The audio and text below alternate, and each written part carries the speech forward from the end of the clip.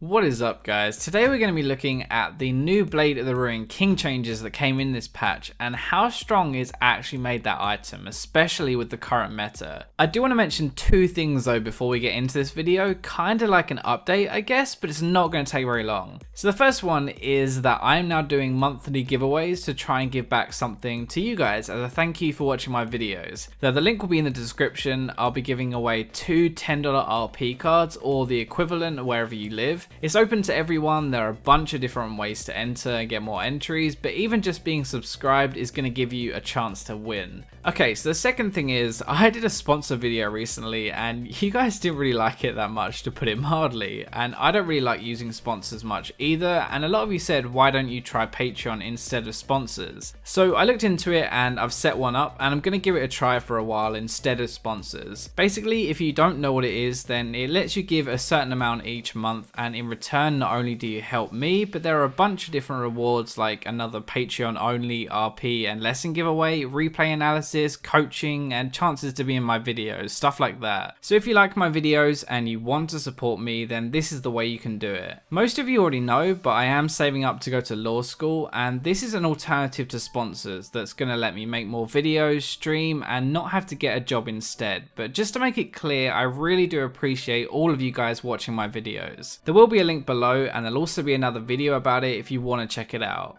Alright, that's enough of that stuff. Let's get into the good stuff. So why is Blade of the Ruined King so damn good? Alright, first off, the change. So the part we're interested in is the on-hit passive, so the percentage health damage is now included in lifesteal. Now this means not only do you get lifesteal based on the amount you auto-attack for, but also based on the 8% of their current health. So that's great and everything, but why is that such a big deal? Well, the answer is basically tanks. Okay, so right now, Cinderhulk junglers are really popular, right? And not only do they have loads of health, but they also do a fair bit of damage as well. Now look at the common items, okay? Cinderhulk, health, Righteous Glory, health, Warmog's health, Randuin's health, even both of the magic resist items have health on them too. Now all of this health means that not only does the blade passive do a lot of damage now, but it means that you will lifesteal for even more and actually be able to fight them so much easier. Now with Blade of the Ruined King as your third item, it's basically impossible for a tank to kill you anymore. You have the active to kite and heal yourself, you have the passive to kill them, and you have the lifesteal to heal back up their damage. Now I don't even think this is the biggest reason. The biggest thing is Thornmail. Now a lot of junglers have started to get this item third in their build. They do this annoying Cinderhulk, Righteous Glory, Thornmail, and it often means you're basically just killing yourself. Now before, Blade only gave you 10%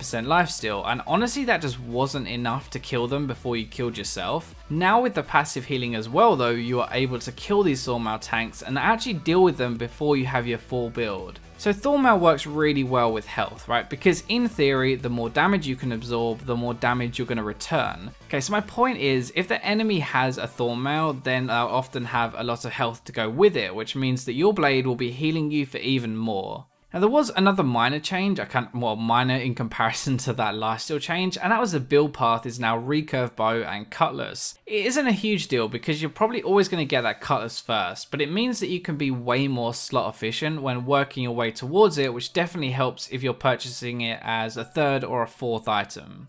So what AD carries does this actually apply to? Well, it's probably easier to start with who it doesn't apply to. So Bloodthirster is the alternative, right, if you want lifesteal. It actually gives you more lifesteal, especially late game with your crits, and it also gives you that shield to help mitigate burst damage. Now the bigger point is that it gives you way more AD, which means that if you rely on your ability to do damage rather than your auto attacks, BT is going to be way better than Blade. So Graves, for example, would almost always want to get Bloodthirster unless he really can't get through their tanks because his main damage is his Q and his ultimate. Jinx would also normally get Bloodthirster, but for a different reason. So because of the rockets that she has doing AoE crit damage, something that will do more damage with the higher AD from her Bloodthirster. Draven's the final example I want to use because he would also get Bloodthirster because his Q scales so well with AD, but also the shield covers up his lack of mobility. Now champions like Corki, Vayne, Lucy and Callista would pretty much always want Blade of the Ruined King now unless the enemy doesn't have any tanks, which is honestly pretty unlikely.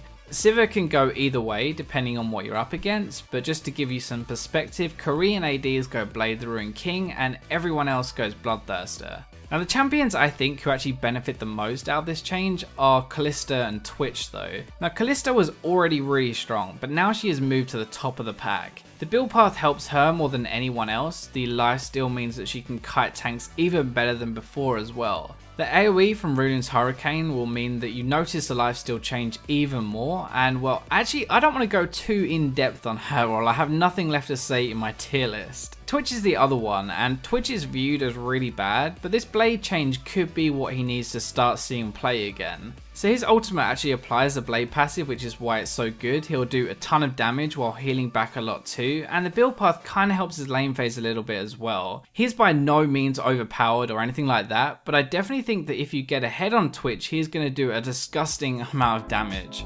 Okay, so that wraps up today's video, and remember to check out my Patreon page and also the giveaway I'm running. Thanks again to everyone though for supporting me however you do, even if it's just by watching my stuff. But that's all for this video, so I'll catch you next time.